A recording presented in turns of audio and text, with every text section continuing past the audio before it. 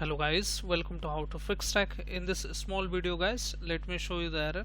If I want to delete this folder, it's saying that actions cannot be completed because the folder or the file is open in another program. Okay, so it is saying that it is already running in the other program. So fixing this issue is very easy. What you can do is you need to press Windows plus R button together and type there resmon.exe. I will give this code into my description box. Click on OK.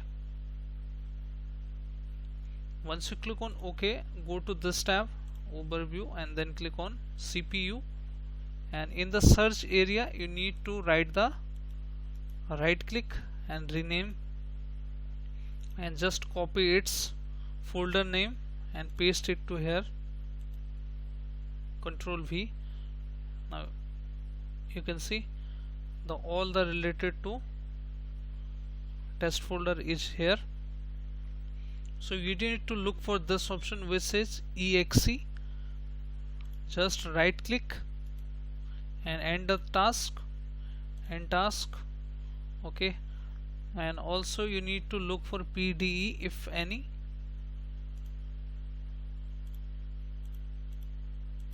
Okay, so if it is ended now, if I click on this folder and try to delete it, right click, delete. Okay, so it is deleted now. So this is how you can troubleshoot this issue. If still not solved, you can restart the file explorer, open the taskbar, then click on performance, not a performance, processes, and you need to scroll down, look for Windows Explorer, this option. Okay, right click and restart it or the end task, and after that restart your system if issue still persists, and hopefully your issue will be resolved.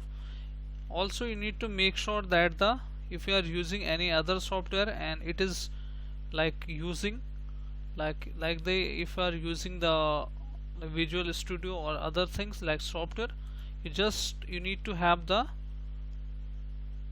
end the task that software permanently, end task, and then relaunch it and try to delete the folder.